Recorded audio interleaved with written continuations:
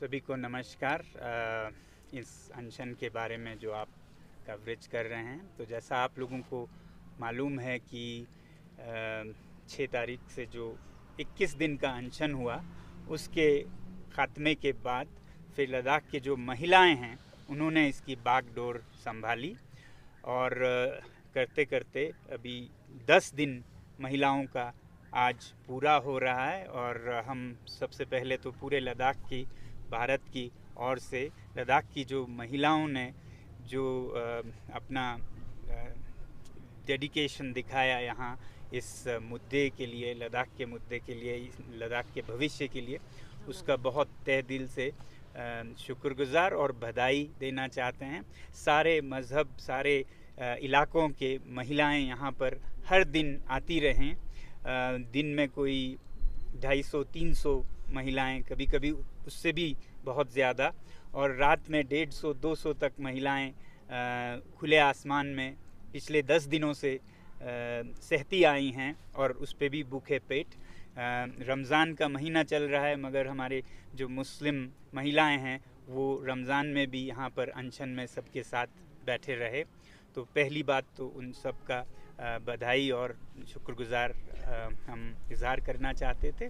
फिर महिलाओं के बाद, जैसा आप लोगों को मालूम है, यूथ जो हैं उनकी बारी है। और इस बीच में एक गैप सा रह रहा था कि महिलाओं का आज ख़त्म हो रहा है और युवा परसों शुरू कर रहे हैं।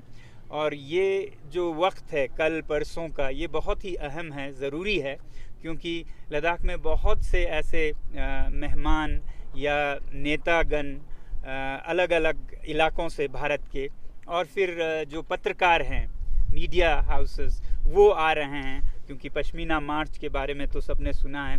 तो ऐसे में ये जो गैप है उसको हम फिल करने की आह्वान दे रहे हैं कि जो महिलाएं रह सकती हैं वो कल और परसों तक रहें। जो यूथ परसों से पहले आ सकते हैं वो भी यहाँ आएँ, और उनका साथ देने के लिए हम फिर 3 दिन का एक अनशन करेंगे और इस गैप को फिल करते हुए।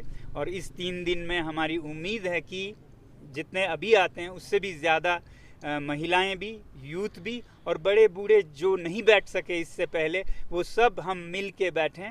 और जो हमारे यहाँ पर मेहमान आएंगे या पत्रकार आएंगे, उनको हम लद्दाख की कहानी, लद्दाख की जो दशा है अभी बिना संरक्षण के, या फिर जो हमारे भाई बहन जो चरवाहे हैं उनकी जो चरागाहें जा रही हैं, उन सब के बारे में हम बता सकें आप लोगों के माध्यम से, और जो यहाँ और पत्रकार आएंगे उनके। तो इसलिए हम कल से 3 दिन का एक अनशन करेंगे, और उस बीच में महिलाओं से फिर युवा अपना जिम्मेदारी भी लेंगे।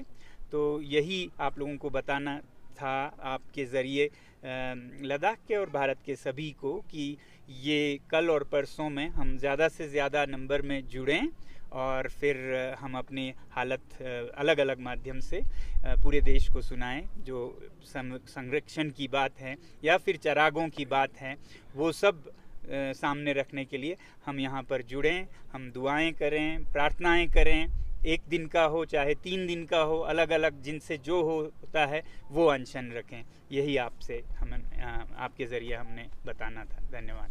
सर, 7 अप्रैल को कितने बजे शुरू होगा मार्च? जैसा काले बता रहे थे, 7 अप्रैल को लगभग 9 बजे के करीब यहाँ से लोग एक बहुत ही शांतिपूर्ण मार्च में जाएंगे। मकसद ये नहीं है कि हम कहीं किसी को डिस्टर्ब करें या वो करें, सिर्फ हम अपने हालत को, अपने चरवाहे भाई बहनों के हालत को उजागर करना चाहते हैं, और वो इजहार करना, या अपने देश में चलने फिरने की आज़ादी हम समझते हैं हम सबको है। तो सुबह ही हो। एडमिनिस्ट्रेशन की ओर से किस तरह का रिस्पांस आ रहा है इस पर, क्योंकि 7 तारीख को जिस पश्मीना मार्च की बात कर रहे, तो एडमिनिस्ट्रेशन का क्या इस पे कहना है? ऐसा कोई 7 तारीख को हम कोई बड़ा जलसा जुलूस नहीं कर रहे हैं, तो इसलिए कोई उसका इशू नहीं होना चाहिए। हम खामोशी से अपने चरागों की तरफ जाएंगे, तो मुझे उम्मीद है कि इसमें कोई इशू नहीं होगी। इशू होगी तो फिर उसका मतलब ये लिया जाएगा कि छुपाने को बहुत है, दबाने को बहुत है।